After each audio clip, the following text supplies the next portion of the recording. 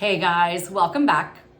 Last week I was leading a webinar, and one of the things that really stood out to me was how much everyone had sort of a common thread in what they were sharing.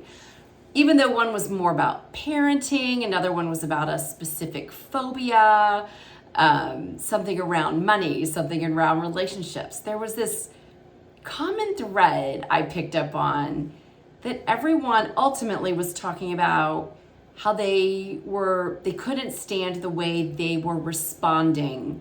Their bodies were responding, their minds were responding to their, particular event.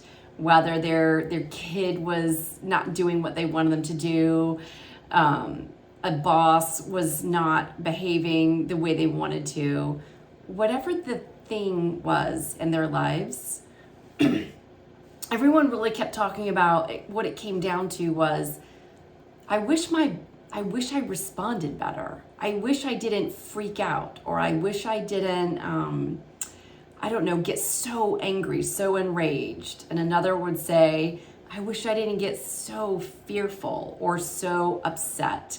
Another one said, I wish I didn't cry so easily. Like when her things would go wrong in her world, she didn't like that her body's go-to response was to cry.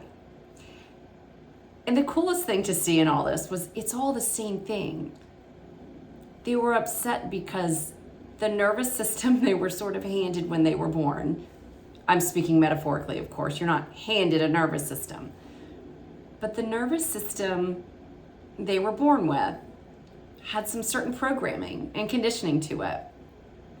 And they were taking it seriously as if it said something about them, as if they had somehow chosen their nervous system, they had somehow gotten to pick the way they had been programmed and conditioned through parenting and their culture and everything else throughout their decades of living.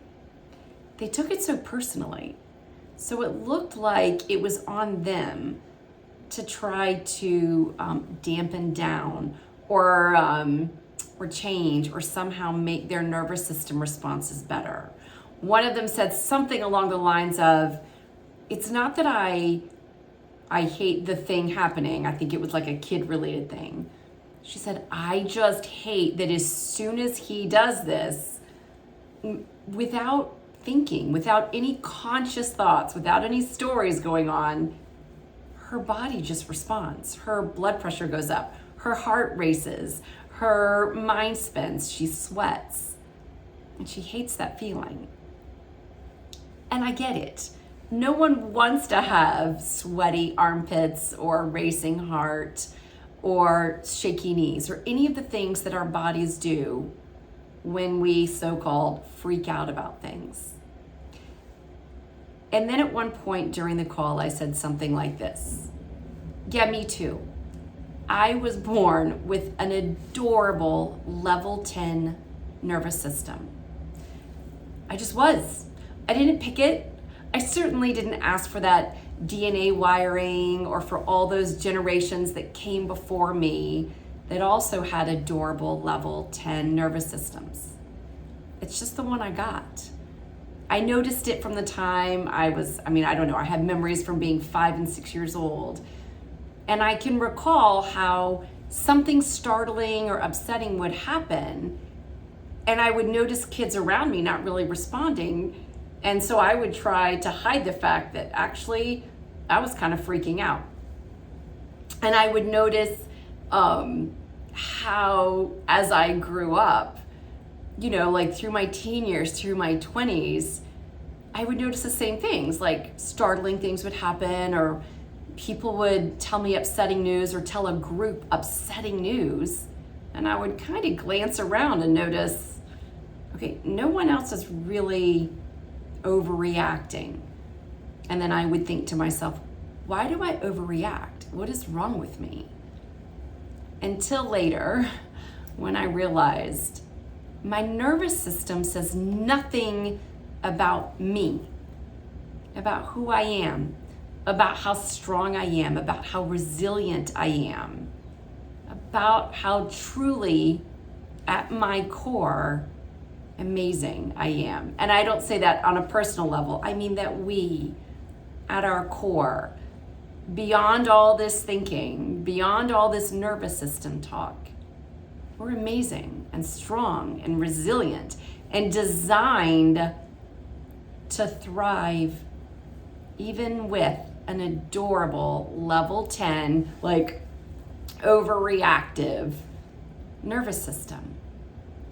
So if you happen to be out there and you are like me or like millions and millions of other people who just naturally, without any conscious effort or even conscious thinking about it, if your nervous system tends to just react, like let's say you get an email that says urgent, or you get a phone call at 1 o'clock in the morning and your mind immediately races. If you're like me and you have an adorable level 10 nervous system, there's great news for you. What if instead of trying so hard to manage it or be embarrassed by it or try to have something better, like a less reactive nervous system, what if you actually consider that it's not yours, as in you chose it, but rather it's something that was placed in your care for you to honor and respect and love. And so the next time you just simply notice, oh wow, that was a big response, or that was a loud response, instead of taking it personally, what if you could just hold it the way you would hold like a child or a cute puppy or a kitty that's like nervous or crying, and you brought it close. You sort of picture bringing that nervous system close, like, I got you, you're good. And instead of identifying as the nervous system, as the owner of it, as the chooser of it, you simply start to consider that you're the loving space, the space of unconditional love that has been so lucky to be handed that nervous system simply to hold, to love, to honor, to understand, to respect. The kind of cool, ironic thing about that is when we're not working so hard to change it and fight it and damp it down so it matches everyone else's, we live a lot lighter and freer and more joyful. We don't tether ourselves. I love that image of like putting on a dog collar and tethering your happiness and your peace and your joy to your nervous system responses. Who cares? If you have a level 10 nervous system, great, adorable.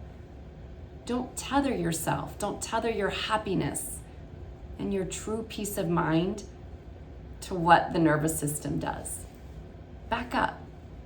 Watch it. Notice it. And then hold it. Bring it close and love it. Just notice, love, honor, and trust it. And I think what I was starting to say, and then I kind of got sidetracked. Ironically, as you do that and you stop trying so hard to manage it, control it, have a different one, have a different experience of it, guess what? Your experience of that nervous system, it changes. I actually don't mind, honestly, my level 10 nervous system anymore. I don't see it as me or really mine. I see it as just something I was offered, something that was placed in my care for a short time, meaning this adorable little lifetime I have here on planet Earth. Awesome. I will happily take 80 or 90 or 100 years holding this really amazing, adorable level 10 nervous system. If you happen to have the same kind, the kind that reacts a little bit louder, a little bit faster than the average bear, I'd love to hear from you. I'd love to see what you hear in this, and if you'd even like to have a little one-on-one conversation about it. I'd love to hear from you. So until next time, thanks everybody.